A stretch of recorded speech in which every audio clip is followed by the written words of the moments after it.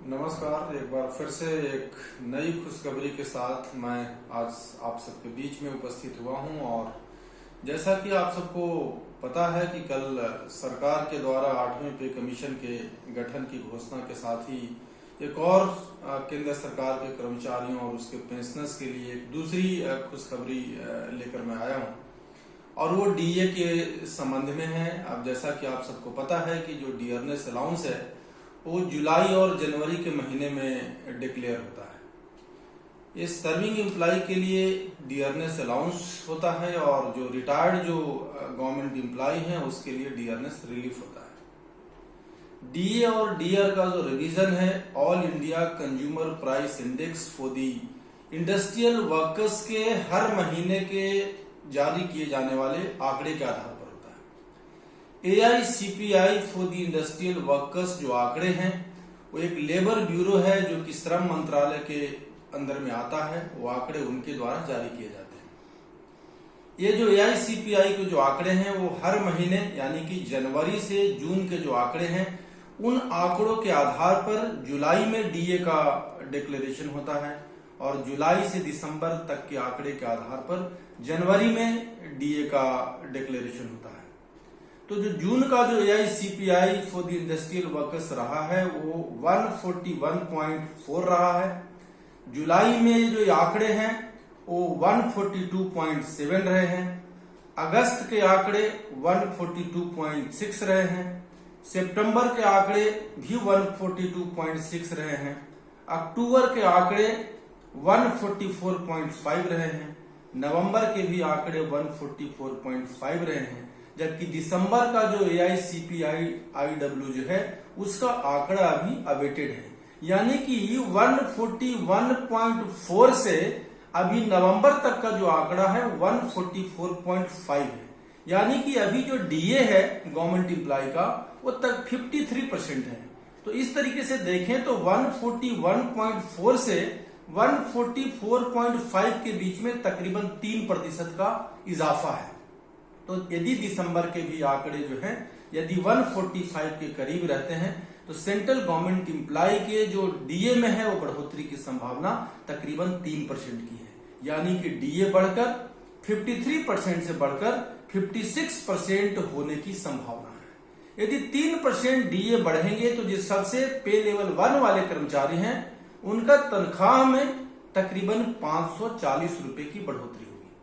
उसी प्रकार जो ग्रुप ए एम्प्लॉय हैं उनका जो 56,100 जो पे लेवल 10 का जो उनका जो न्यूनतम स्केल है उसमें तकरीबन 1680 रुपए बढ़ने की संभावना है। तो अब जानने की बात यह है कि all India consumer price index for the industrial workers का आंकड़ा है क्या। तो मैं आपको बता दूं कि इंडस्ट्रियल वर्कर्स के द्वारा उपयोग की जाने वाली वस्तुओं और सेवाओं में कीमतों में जो बदलाव होता है उसी आंकड़े की गणना देश के 88 प्रसिद्ध औद्योगिक प्रतिष्ठानों के 317 जो है खुदरा जो मार्केट हैं वहां से कीमतों को लिया जाता है, वस्तुओं और सेवाओं को कीमतों को लिया जाता है, और उसी को कंपाइल करके हर महीने लेबर ब्यूरो चंडीगढ़ इन आंकड़ों को जारी करता है। ये जो AICPI जो all India consumer price index का जो आंकड़ा है दो मामले में बहुत महत्वपूर्ण है। सरकारी कर्मचारियों का डीए रिवीजन जो कि इन्फ्लेशन जो बेस्ड है, इन्फ्लेशन को मापता है, जिससे कि सरकार के कर्मचारियों की जो है क्रय जो क्षमता है वो बनी रहे, बरकरार रहे और वो सम्मान पूर्वक वो जिंदगी जी सके।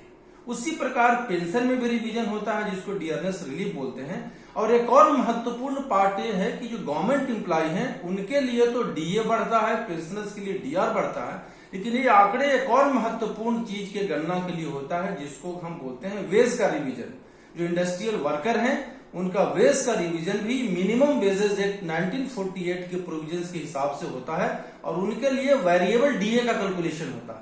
तो AICPI-IW के आंकड़े जो हैं वो हर 6 महीने में जो बदलाव होता है उसी के आधार पर डीए का और डीआर का निर्धारण भी होता है, और मिनिमम वेजेज एक्ट का उसमें बदलाव भी होता है। तो इस तरीके से देखें एक दोहरी खुशखबरी के साथ जिसमें कि 3% डीए के आंकड़े बढ़ने की संभावना है, और जो डीए जो है 53% से लेकर 56% जब हो जाएगा तो उस तरीके से पेमेंट में भी ठीक ठाक बढ़ोतरी होने की संभावना है। तो इसको हम दोहरी खुशखबरी के तौर पे देख सकते हैं। हालांकि जो इसकी घोषणा है सरकार के द्वारा, ये लागू तो जनवरी से होता है, लेकिन अभी जो है इसकी घोषणा हो सकता है कि होली के मौके पर हो, जैसा कि पिछले कुछ समय से सरकार के द्वारा किया जा रहा है। यानी कि जो जनवरी से लागू होने वाला डीए है वो मार्च में डिक्लेयर हो रहा है, और जो जुलाई से लागू होने वाला डीए है वो अक्टूबर में हो रहा है, यानी सामान्य तौर पे होली और दिवाली के मौके पे। तो दूसरी खुशखबरी जो मैं आपको देना था कि तकरीबन 3% डीए बढ़ने की संभावना है। तो खुशखबरी का ही अभी दौर है, तो आइए देखिए, एंजॉय करिए और गवर्नमेंट एम्प्लॉय इसी तरीके से खुश रहें और अपने काम को समर्पण से आगे बढ़ाते रहें। धन्यवाद।